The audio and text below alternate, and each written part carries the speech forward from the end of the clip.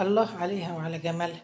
أجمل من البسبوسة وأطعم من الهريسة، ولا أجمل من الهريسة وأطعم من البسبوسة. ولو سقناها شوية شربات تقيل زي شربات الكنافة، تاخدي أحلى صينية شهد الملكة. تعرفوها؟ صينية شهد الملكة دي جميلة جدا، لا هي بسبوسة ولا هي هريسة، سيبك من الكلام ده كله، خفيفة وجميلة وبتتباع غالية جدا. اتفاجئت بيها فقلت أعملها، لقيتها متكلفش حاجة.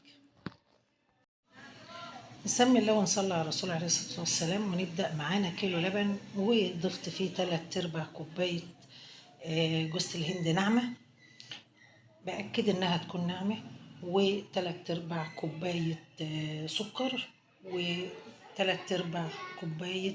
أنا عملت سمنة على زبدة، عندك زبدة خالص بلدي اعملي أي نوع زبدة تنفع، سمنة تنفع، زيت لأ. وطبعا قلبت ده كله. عايزه تحطي فانيليا حطي، بس انا مكتفيه بريحه وطعم جوز الهند. قلبته على النار زي ما انتم شايفين كده مع الكيلو اللبن، ومعايا كوبايه سميد بتاع دقيق بسبوسه، كوبايه. وبنضيفها بقى كده، ما تضيفهاش مره واحده، ضيفي بقى بتدريج كده، وخليكي على النار بالتقليب مستمر علشان مفيش حاجه منك تكتل في الجناب أو لغايه ما تغلى وتبقى بالطريقه ديت وتغلي معاكي. روحي بقى فاصله عليها، ويكون معانا صينيه.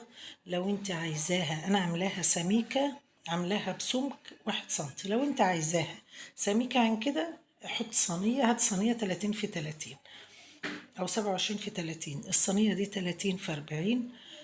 دهنتها سمنه خفيفه قوي، ورحت جايه منزله عليها الخليط اللي انا عملته، وفردته فيها كويس كده زي ما انتوا شايفين. وافرديه براحتك كده على اساس يبقى متساوي، ما يبقاش فيها جنب عالي وجنب واطي، علشان تطلع بسوى واحد. ولو عندك اي نوع مكسرات تروحي جايه حاطه، انا عندي عين جمل وبندق، رحت جايه موزعه عليها زي ما انتوا شايفين كده. هي الصينيه الاصليه بتبقى بعين جمل وبندق. لو انت بقى عايزه تحطي مكانه مثلا زبيب، فول سوداني متحمص، براحتك. انا وزعت عين الجمل والبندق بالطريقه ديت، وسبتها حوالي ساعة ونص تبرد. والتكة الجميلة بقى ان انا جبت فرشة ودهنتها من الشربات اللي انا عاملاه، ورحت مدخلاها الفرن على درجة حرارة 180. خدت لها حوالي 27 دقيقة، وطلعت بالجمال اللي انتوا شايفينه ده.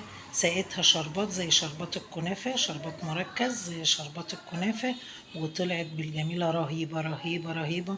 سدت معايا وبيضت وشي. وما تنسوش الشير واللايك، وكل سنة وانتم طيبين، والسلام عليكم ورحمة الله.